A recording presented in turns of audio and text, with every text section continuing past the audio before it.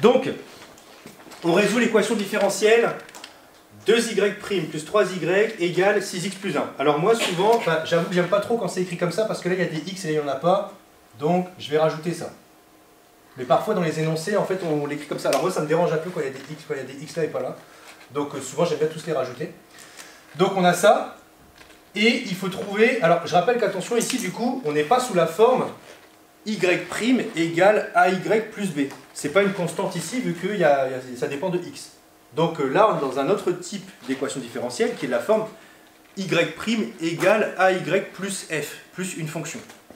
Donc il y a une stratégie pour ça, en 3 étapes, elle est très simple. Première étape, on résout ce qu'on appelle l'équation homogène, c'est la première étape. Donc c'est-à-dire sans ça, ça c'est l'équation homogène, donc avec ça égale 0, on sait faire. D'accord? Ensuite, on a une solution particulière qu'on connaît, c'est-à-dire qu'en fait on va vous donner une solution, on va dire montrer que c'est ça c'est solution, ou c'est de cette forme-là, mais c'est à vous de trouver la solution, ou parfois juste de vérifier que c'est solution. Vous allez voir là, on va plutôt trouver que c'est un peu solution. Et ensuite, la solution globale c'est quoi? C'est votre solution particulière plus la solution homogène qu'on a trouvée. C'est la somme des deux, c'est tout. C'est une méthode qui fonctionne tout le temps, c'est une espèce de recette on va dire, alors on démontre que ça marche bien, mais pour vous c'est une espèce de recette. Ok? Donc elle est en 3 étapes. 3 étapes très simples, vous allez voir. C'est juste peut-être la deuxième étape qui va vous paraître un peu bizarre, mais vous allez voir que c'est pas si compliqué. Donc, on y va. Première étape, résolution de l'équation homogène. Ce qu'on appelle l'équation homogène, je rappelle, hein, c'est l'équation où on enlève le second membre, donc la partie ici qui est variable. De l'équation homogène, qu'on note E0 parfois. D'accord? Donc l'équation homogène E0, donc je vais la réécrire ici si vous voulez bien, c'est celle-là. E0, 2 points, 2y de x plus 3y de x égale 0. Oui, excusez-moi, j'ai peut-être pas dit, mais je l'ai écrit. Donc on a ça, d'accord? Bah ça c'est facile, hein. C'est de la forme y' égale ay. On est d'accord? Vous passez le 3y de l'autre côté là, et vous divisez par 2. Donc vous obtenez ici, vous me dites si vous êtes bien d'accord avec moi, on obtient ça. Oui.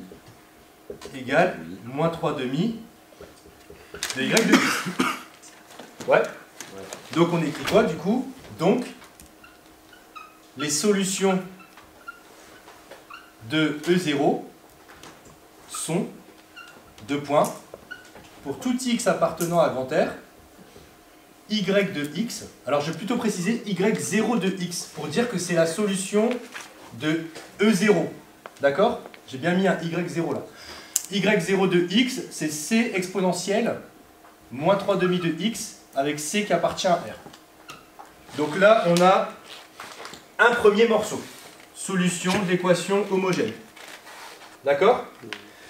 Deuxième morceau, c'est là où ça va commencer un petit peu à piquer, on va dire. Là, je vous donne une indication hein, que je ne vous ai pas dit depuis le début. On va chercher des solutions, mais c'est moi qui vous le dis ça, d'accord? En général, dans les énoncés, ça s'est indiqué. On cherche une solution particulière. Alors là, je vais peut-être plutôt vous dire... Ouais, donc on cherche une fonction particulière? C'est une solution qu'on recherche. Alors si tu veux, c'est une fonction aussi, mais c'est une solution. Ici, je rappelle que les solutions qu'on cherche, c'est des fonctions. Donc on cherche une fonction particulière. On cherche une fonction, mais c'est une solution d'une équation. Oui. Une solution dans ce chapitre-là, c'est des fonctions. Oui. Mais c'est une fonction. Okay. On cherche une solution, fonction, particulière, que l'on note phi de x, de la forme. Ça, c'est moi qui vous le donne, hein, je rappelle, c'est normal que... Enfin, c'est pas à vous de trouver ça, ok? Au bac, elle sera donnée? Au bac, la plupart du temps, c'est même plus simple que ça. En fait, la plupart du temps, on vous donne carrément la solution. Là moi, je vous fais un level un peu plus haut. Je vous dis que c'est de cette forme-là, et il faut trouver M et P. D'accord? On va trouver M et P. Donc, de la forme-là, et avec M et P à déterminer. Ok, donc là on va déterminer M et P ici. Comment on va faire? Comment on détermine M et P? Donc je rappelle que ça, hein, tout le monde voit bien que c'est une fonction affine, ce truc-là. Ouais. Donc c'est Mx plus P. Comment on détermine M et P? Ben, phi c'est solution de quoi? Système. Non, ça va ressembler à un système effectivement, mais phi c'est solution Et phi, comme c'est solution, on va le remplacer là-dedans, vu que c'est solution. Je sais que c'est une solution, ça. C'est moi qui vous le dis. Ah, donc ça va Ce faire- truc-là, c'est une solution. Ça va faire 2mx plus 3. Alors non, la dérivée de mx plus p, c'est m. La dérivée de 3x plus 2. 3. Il n'y a plus de x. Donc ici, comme phi est solution, donc c'est ce que je vais écrire ici, donc phi est solution de E, 2 points. Donc phi, alors je ne vais même pas mettre 2 points, excusez-moi, je vais mettre équivalent, parce que c'est vraiment équivalent. Phi est solution de E, comme phi est solution de E, ça veut dire que phi, je peux le remplacer là-dedans. Je sais que c'est solution. Donc comme c'est solution, ça s'écrit 2 fois, c'est quoi la dérivée de phi ici? C'est m, c'est phi prime. Allez, je vais aller doucement. Je vais remplacer avec les phi. Je vais faire ça. Plus 3y de phi égale 6x plus 1, c'est ça? Oui. 6x plus 1. C'est ça que ça veut dire phi solution. Phi solution de l'équation, ça veut dire que phi, vous pouvez le remplacer dans l'équation et ça marche. C'est ça qu'il faut comprendre. Donc maintenant, phi, je dérive, ça fait 2m plus 3 fois mx plus p égale 6x plus 1. Bon, ben maintenant on développe tout ce merdier là. Donc 3mx, je vais le mettre tout devant, vous allez voir pourquoi. Et après ça me donne 2m plus 3p qui vaut 6x plus 1. Normalement si vous développez tout ça là, et ben en fait on obtient ça. D'accord? Donc maintenant qu'est-ce que je fais? Vous vous rappelez de l'exercice qu'on avait fait où on a identifié? Vous vous rappelez de ça? On a fait identification là. On avait mis pour les primitives, vous vous rappelez, on avait fait un truc comme ça? Oui. Avec, allez, ben regardez, on va faire pareil ici. Si ça c'est égal à ça, tout ce qu'il y a devant le x ici est égal à tout ce qu'il y a devant le x ici, toutes les constantes sont égales. Regardez, c'est quoi qu'il y a dans le x ici? 3n, là c'est 6, là c'est ça. C'est ce qu'on a fait en maths. Non, c'est en spé-math, on a fait ça avec les primitives.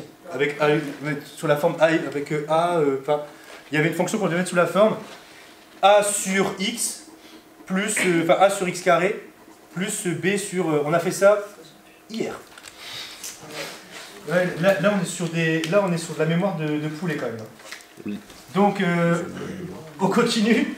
Donc 3m égale 6. Donc ici, vous obtenez quoi du coup? 3m égale 6. Et on obtient 2m plus 3p qui vaut 1.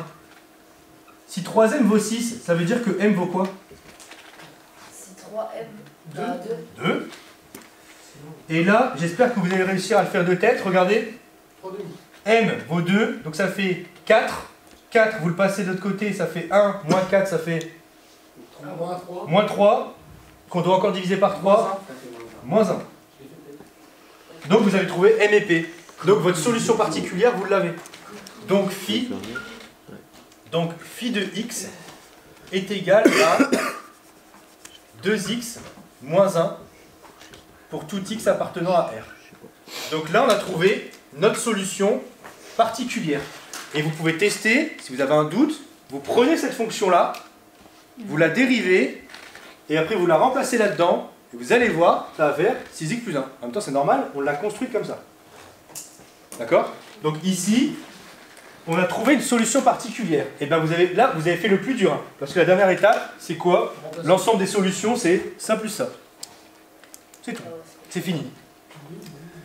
Donc, on termine en disant que l'ensemble... l'ensemble... pardon, l'ensemble des solutions, excusez-moi. Je vais plus les solutions. Autant pour moi. Désolé. Les solutions de l'équation différentielle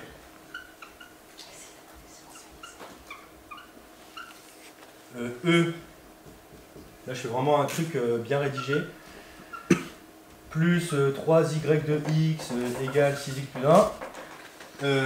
Ah merde, j'ai oublié la condition initiale. J'ai oublié de trouver C. Autant pour moi. Ah, bah en fait, bah non, c'est bon, j'ai rien dit. Les solutions sont. Donc là pour l'instant, là c'est pas faux si j'écris ça. Si j'écris ça, c'est pas faux. Sont, hop, pour tout x appartenant à grand R. C'est quoi les solutions? Bah c'est y0, donc je vais les appeler y de x, hein, d'accord? Donc c'est y0 de x plus phi de x. Donc si je remplace, hein, ça fait c exponentielle moins 3 demi de x, c'est ça, plus 2x moins 1. Mais attention, on n'a pas fini en fait. Je pensais qu'on avait fini parce que j'ai pas fait gaffe, excusez-moi, à la condition initiale. Hop, C appartenant à R. Donc là, c'est pas faux quand j'écris ça. Hein, parce qu'effectivement, c'est bien l'ensemble des solutions de cette équation-là.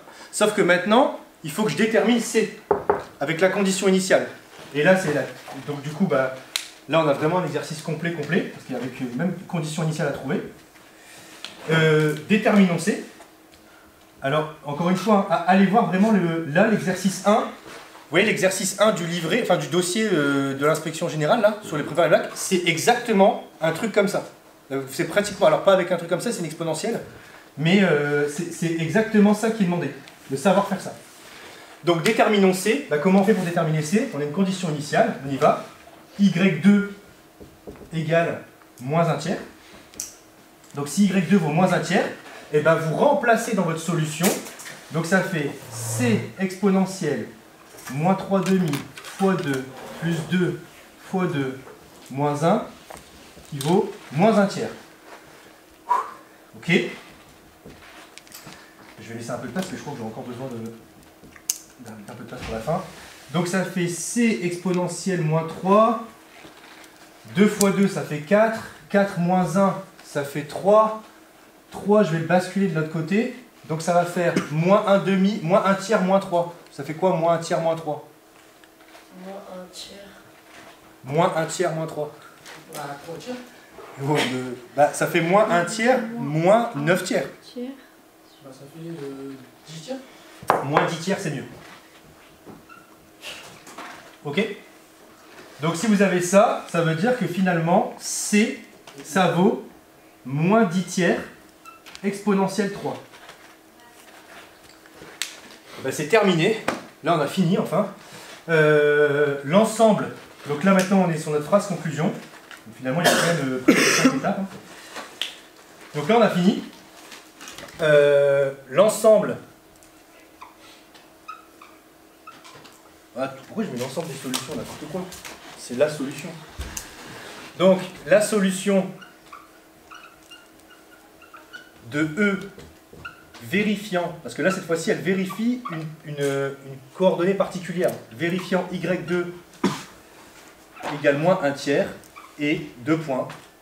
Pour tout x appartenant à grand R, je vais avoir y de x qui est égal à c qui vaut ça, moins 10 tiers, exponentielle, alors moins 3 demi de x plus 3, j'explique comment j'ai ça, hein, peut-être que vous ne le voyez pas tout de suite. Comment j'obtiens ce truc-là, là, moins 3 demi de x plus 3, ben, je rappelle que la constante c'est ça, c'est moins 10 tiers exponentielle 3. Si vous le mettez devant, vous allez avoir moins 10 tiers exponentielle 3 fois exponentielle moins 3 demi de x. Propriété de l'exponentielle, exponentielle a fois exponentielle b, ça fait exponentielle a plus b. Donc j'obtiens ce truc-là. Et là on a fini. Je sais pas pourquoi, je sens que je vais devoir expliquer exponentielle moins 3 demi de x plus 3. Non, c'est pas 2x moins 1. Ah ouais, c'est ce que j'ai écrit. Ok. C'est juste ça. Merci d'être vigilante là-dessus. Ok. Alors effectivement, c'est un peu, vous avez vu, c'est pas très compliqué, c'est juste un peu long.